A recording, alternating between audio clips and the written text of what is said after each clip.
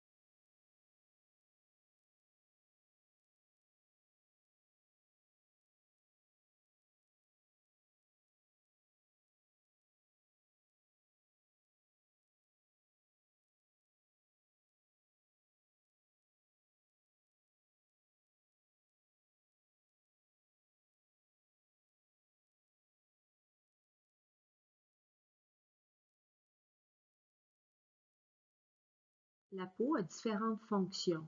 Fonction immunitaire, donc certaines cellules de la peau vont être capables de capturer les corps étrangers comme les allergènes, les bactéries. Également, fonction métabolique, la peau participe à la fabrication de la vitamine D, aide le corps à se débarrasser de ses toxines. Sécrétoire, plusieurs glandes, donc la peau a par exemple les glandes sébacées, sudoripares.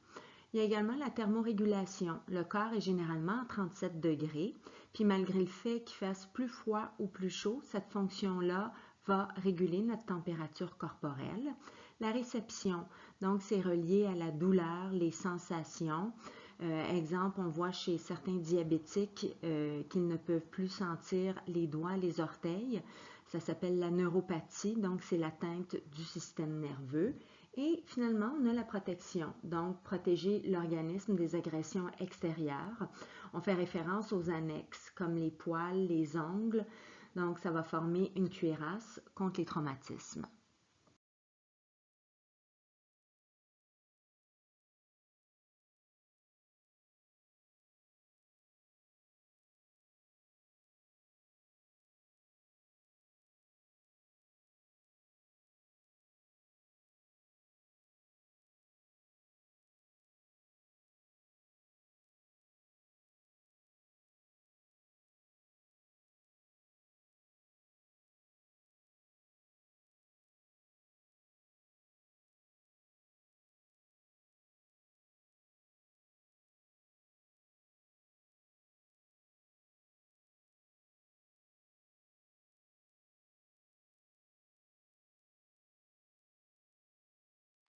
L'épiderme, c'est la première couche du plan cutané.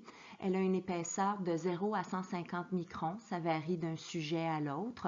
Pour vous donner une idée, 150 microns, ça représente une feuille de papier. Donc l'épiderme, c'est extrêmement fin, c'est non vascularisé, c'est une couche externe de protection. Et j'ai toujours vu la peau comme un livre. Et pour moi, l'épiderme est comme la table des matières, alors que le derme va être le livre. La couche cornée, c'est la couche cellulaire la plus superficielle de l'épiderme. C'est composé principalement de cellules mortes qu'on appelle les cornéocytes. Et le problème, c'est que le renouvellement cellulaire s'allonge avec l'âge. Donc, l'épiderme va avoir tendance à épaissir alors que le derme va s'affiner. Comment ça fonctionne, la production de la mélanine? Les kératinocytes qui vont se loger dans la partie la plus basse de l'épiderme vont remonter à la surface de la peau. Par la suite, les mélanocytes vont libérer le pigment dans ces cellules qui se transportent jusqu'au stratum corneum. C'est une étape qui va prendre 28 jours. La quantité de pigment va dépendre du type de peau et si l'enzyme tyrosinase est hyperactive dans les kératinocytes, on va retrouver à ce moment-là plus de mélanine produite. Le derme, c'est le matelas dermique de la peau et il se divise en deux couches, le derme papillaire et réticulaire. Le derme papillaire, c'est là où vont se loger les fibroblastes et on a une profondeur de 150 à 700 microns. Ça dépend toujours de l'âge du sujet, ça dépend de son mode de vie. Donc, les indications de traitement, on parle plus des rides, des ridules, les cicatrices de petite taille et de moyenne taille. Dans le derme réticulaire, c'est là qu'on retrouve la structure de la peau. Donc, c'est là où va siéger les fibroblastes. Les fibroblastes sont responsables de la production du collagène. La profondeur est généralement de 700 microns et plus. Encore une fois, c'est variable d'un sujet à l'autre. Et l'indication, c'est vraiment le remodelage collagénique.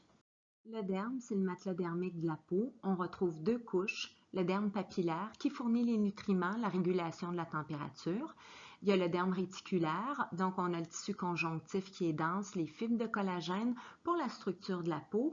Et dans le tissu conjonctif, il y a le collagène élastine, mais il y a également les vaisseaux sanguins, les glandes sébacées, sudoripares, les terminaisons nerveuses et les follicules pileux.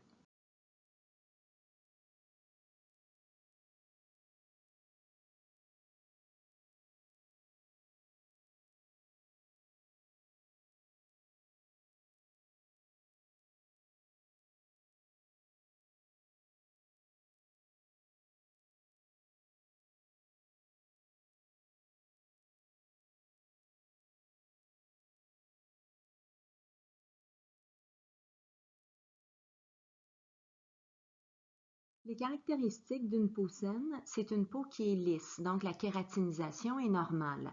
Elle est ferme, donc le collagène et l'élastine ont une fonction normale et abondante. La couleur est uniforme, donc les mélanocytes fonctionnent correctement. Il n'y a aucune maladie médicale, il n'y a pas de détérioration induite par l'environnement.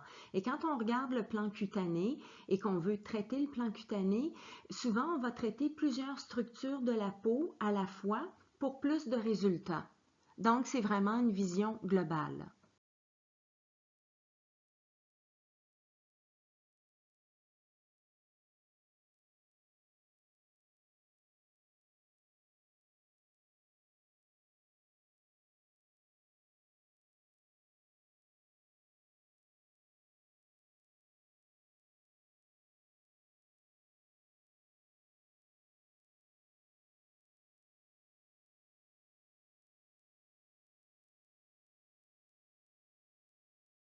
Pour traiter la peau, il faut savoir bien identifier les phototypes. Donc, la question du docteur Fitzpatrick est la suivante. Lorsque vous vous exposez au soleil sans protection solaire, qu'est-ce qui va se produire sur votre plan cutané? Donc, les phototypes 1 brûlent toujours, ne bronzent jamais. Les 2 brûlent toujours, bronzent parfois, mais vont garder le bronzage très peu longtemps.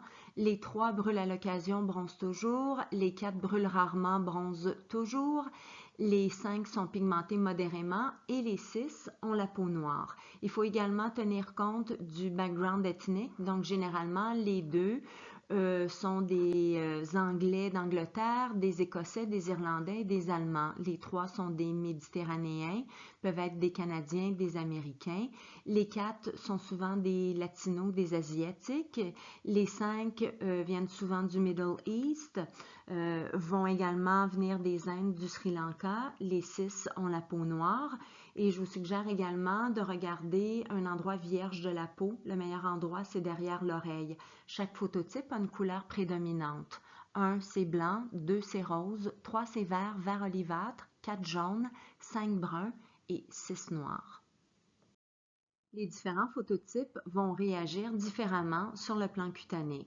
Donc, vous faites un patch test lorsque vous faites un traitement laser ou IPL. Les phototypes 1, 2 et 3 vont prendre 30 minutes avant de se développer et de vous donner une réponse qui est finale. Par contre, les phototypes 4, ça peut prendre jusqu'à 24 heures, les 5 jusqu'à 48 heures et 6 jusqu'à 72 heures.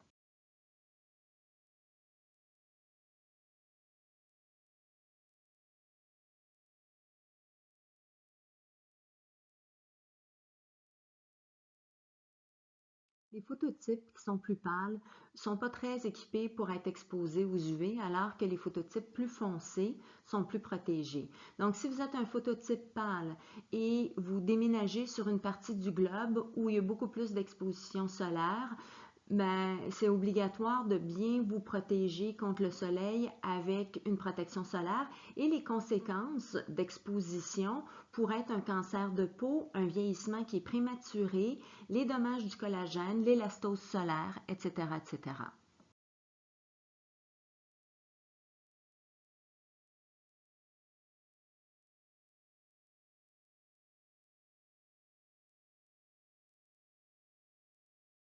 Parlons maintenant des mélanosomes versus une peau qui est plus noire ou plus blanche. Donc, une peau plus pâle n'a pas moins de mélanosomes, c'est la structure qui va changer. Donc, c'est la grosseur des mélanosomes et la taille. Donc, chez des personnes plus foncées, ils ont des mélanosomes qui sont plus gros. Donc, la structure est plus grosse. Donc, il faut être prudent avec les phototypes plus foncés lorsqu'on fait des technologies comme le laser ou l'IPL parce que l'absorption est plus grande et on peut endommager le plan cutané, donc on doit s'ajuster. Le rôle de la mélanine, c'est d'absorber et disperser l'énergie des UV, la lumière visible, pour aller protéger les cellules épidermiques des dommages causés par les UV. Et ça va également prévenir les lésions actiniques, donc on fait référence à la kératose solaire, puis le photovieillissement. La mélanine va également jouer un rôle de photoprotection et surtout la prévention du photovieillissement. Et c'est un problème qui est général, particulièrement chez les phototypes 1 à 3. En 1979, Kay Kitebe et son équipe, qui sont originaires des États-Unis, ils ont découvert qu'en moyenne, 55% des rayons ultraviolets pénètrent dans la peau des caucasiens, tandis que moins de 18% traversent la peau afro-américaine. C'est la raison pour laquelle le photovieillissement est retardé chez les personnes à la peau foncée.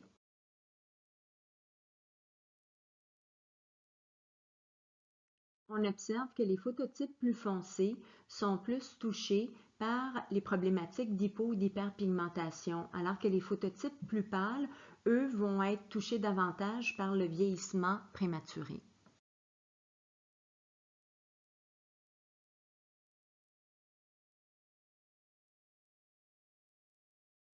On va maintenant aborder les causes courantes des troubles cutanés, donc les anomalies de l'unité pilosébacée, on fait référence à l'acné, le dysfonctionnement des unités mélanocytes-kératinocytes, le vieillissement qui est intrinsèque, donc chrono, le vieillissement extrinsèque qui est photo, et l'altération de la fonction barrière qui est souvent causée par une mauvaise utilisation de produits topiques.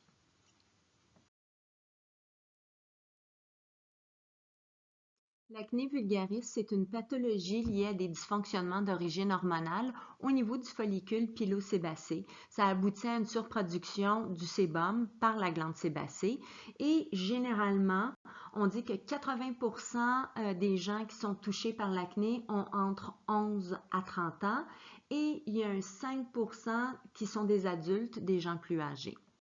L'acné, ça se manifeste par une augmentation de la production du sébum. Par la suite, il y a l'hyperkératinisation qui va consister, c'est une prolifération qui va augmenter les cellules, donc ça engendre un épaississement de la peau. Donc en clair, c'est une barrière, les pores vont être obstrués. Par la suite, il va y avoir beaucoup d'inflammation. Donc, c'est quoi la solution? C'est de détruire la bactérie P. acné, avoir un effet qui est anti-inflammatoire. On veut aussi réduire l'activité de la glande sébacée. On veut également réduire l'hyperkératinisation et l'hypercornification. En résumé, lorsqu'on souffre d'acné, il y a l'accumulation de cellules mortes et de sébum, il y a l'augmentation de la production du sébum, la prolifération de la bactérie, les pores vont être obstrués et finalement la bactérie va créer de l'inflammation et il va y avoir la rupture du canal folliculaire. Il y a différentes causes des cicatrices d'acné. Donc, il faut différencier entre une cicatrice d'acné qui est associée avec la formation des tissus et une cicatrice qui est associée avec la perte ou le dommage des tissus. Il faut prendre en compte les prédispositions, donc l'hérédité, le phototype, la gravité puis le site d'inflammation et finalement la perte ou l'endommagement des tissus. Et la solution peut être l'excision, la cryochirurgie, le laser fractionné, les feuilles de silicone et autres. On retrouve trois types de cicatrices d'acné. Il y a les cicatrices pic-à-glace, onduleux et wagons. Et lorsqu'on a des cicatrices wagons, elles peuvent être superficielles et profondes. Donc, il y a des caractéristiques qui sont déterminantes, la largeur de la cicatrice, la profondeur et l'architecture tridimensionnelle. Les caractéristiques des cicatrices pic-à-glace, c'est étroit, c'est moins de 2 mm et on voit que les étendues épithéliales profondes sont fortement marquées et ça s'étend verticalement jusqu'au derme. Au niveau de la profondeur, c'est inférieur à celles qui sont atteintes avec les options conventionnelles de resurfaçage de la peau. Donc, le resurfaçage, dans ce cas-ci, n'est pas une bonne option.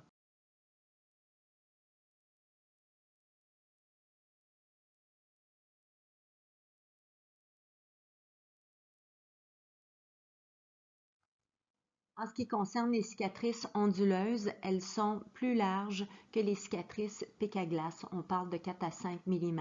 Il y a une attache cutanée d'une application qui est relativement normale. On a un ancrage fibreux, on a une apparence d'onde de roulement. Donc, le challenge ici, c'est lorsqu'on souhaite les traiter. Elles sont pires généralement après le traitement parce qu'on veut stimuler la synthèse du collagène, mais ça engendre une épaisseur du plan cutané. Donc, si on veut traiter les cicatrices onduleuses, ça doit être associé avec la subcision. C'est très important, c'est une incision qui est sous-cutanée.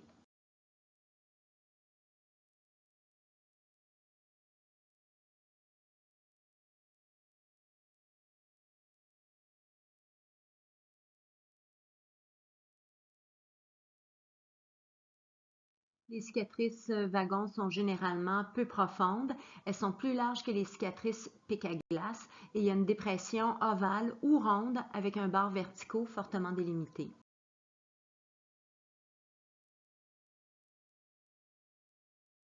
On retrouve plusieurs approches de traitement. Parfois, on va avoir besoin de combiner plus qu'une approche et ça va se déterminer lors de la consultation. Donc, on a l'approche topique qui est les peelings chimiques, la microdermabrasion, non chirurgicale, donc les charges cutanées, l'implantation de collagène autologue et les fibroblastes autologues cultivés et expansés. On a la subcision et le laser. Et finalement, la chirurgie, l'excision de poinçon, la greffe et la dermabrasion. Maintenant, on va parler des motivations pour les procédures esthétiques. Donc, généralement, lorsque quelqu'un nous consulte, c'est parce qu'il y a des signes de vieillissement. Donc, ça peut être les lentigos solaires, le poikiloderma, la rosacée, les pores de peau qui sont dilatées, des fines ridules, une laxité cutanée, des rides plus profondes, une texture de peau qui est inégale, un teint qui est inégal, la rugosité, la perte d'éclat, la perte de volume. Donc, tous ces signes de vieillissement peuvent être une motivation pour des procédures esthétiques. Le collagène et l'élastine, c'est les principales protéines de notre matelas dermique, de notre derme. Donc, ça représente 90% du poids sec du derme et 40% du poids sec de notre tissu sous-cutané. Après l'âge de 20 ans, c'est extrêmement tôt, on commence à perdre 1 à 2% de collagène par année.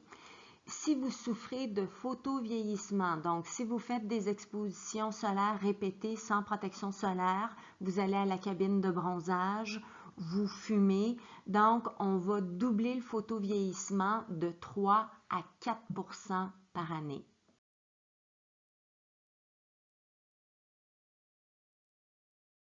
Voilà ce qui se produit si vous ne faites rien pour stimuler la production du collagène. Donc, il y aura perte de volume, d'élasticité, rides, ridules, la peau va se tacher, se froisser.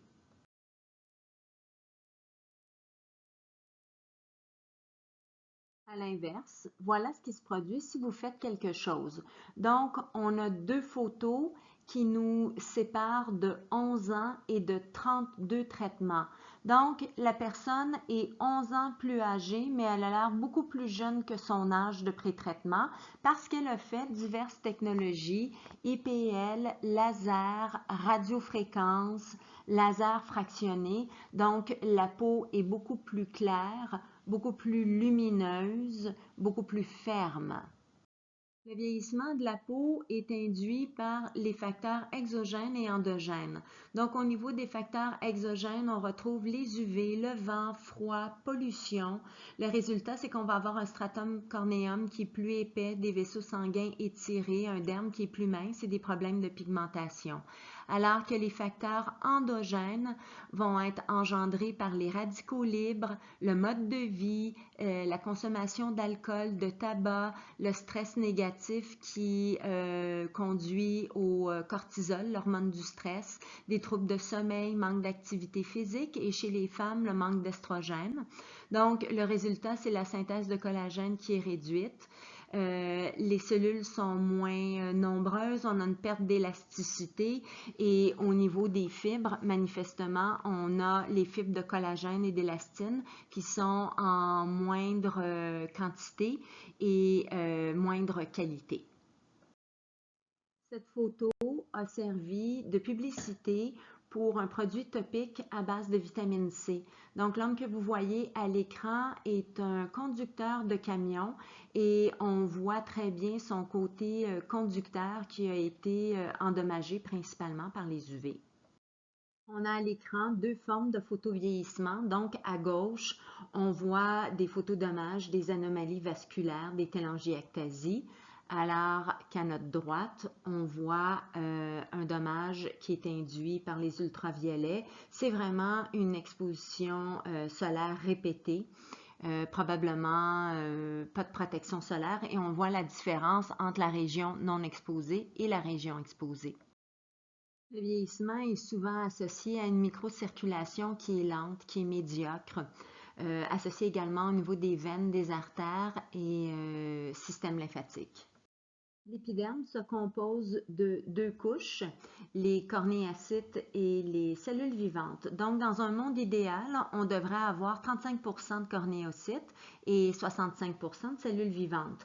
Mais quand on souffre de photovieillissement, on va aller à l'inverse. Donc, on va avoir 60% de cornéocytes pour 40% de cellules vivantes. Donc, lors de la consultation, souvent les gens vont se plaindre, vont adresser qu'ils souffrent d'un teint qui est terne, la peau est pas saine, ils ont une apparence qui est sans fraîcheur parce qu'ils souffrent de photovieillissement. Et à ce point-ci, on aura beau suggérer les produits topiques les plus dispendieux avec les meilleurs ingrédients. Le fait est que si on n'arrive pas à renverser la composition de l'épiderme, tout ça ne sera pas efficace. En addition, quand on a une hyperkératinisation, c'est que la fonction barrière est alternée. On a une perte d'eau, une évaporation, donc le plan cutané est sèche, la peau est rêche, les pores sont larges et on voit l'apparition de rides, de ridules. La peau a un effet parcheminé. On va maintenant parler de la turgescence de la peau, donc c'est l'élasticité de la peau. Ça fait référence à la capacité de la peau à changer de forme et à revenir à la normale. On constate ici que la peau est déshydratée et qu'il y a très peu de turgescence. On a un plan cutané qui est relâché. Le concept de rajeunissement cible 5 points. Dans un premier temps, on veut l'amélioration de l'état de la peau et l'élimination des dommages cutanés. Également la stimulation de la division cellulaire, garantir la nutrition de la peau, amélioration des fonctions cellulaires et finalement la protection et l'anti-âge. Au niveau de l'épiderme, les objectifs du rajeunissement, c'est l'amélioration de la fonction barrière. On veut vraiment restaurer une perte d'eau, une évaporation. Pour cibler l'épiderme, on va utiliser des produits de soins de la peau, peeling chimique microdermabrasion, le Silk Peel, le ND-Med FSR qui signifie Fractional Skin Resurfacing, le resurfaçage cutané ablatif. On peut également utiliser le M22 qui est un IPL et qui va contrer la dyschromie et les imperfections vasculaires. Au niveau du derme, les objectifs du rajeunissement sont stimuler la production, la synthèse de collagène, restaurer la structure du derme à la normale. Pour cibler le derme, il existe des technologies telles le Luminis Resurfix, le ND-Med intensif, qui est 25 aiguilles plaquéaires non isolées avec radiofréquence, le M22 ND-YAG pour les télangiectasies et finalement le Photona ND-YAG qui est le Frac3. Le Frac3, c'est du fractionnel tridimensionnel auto-induit qui va stimuler la synthèse du collagène. Dans les objectifs du rajeunissement, il faut également tenir compte du relâchement, de la laxité du plan cutané, parce que manifestement, le plan de traitement va changer.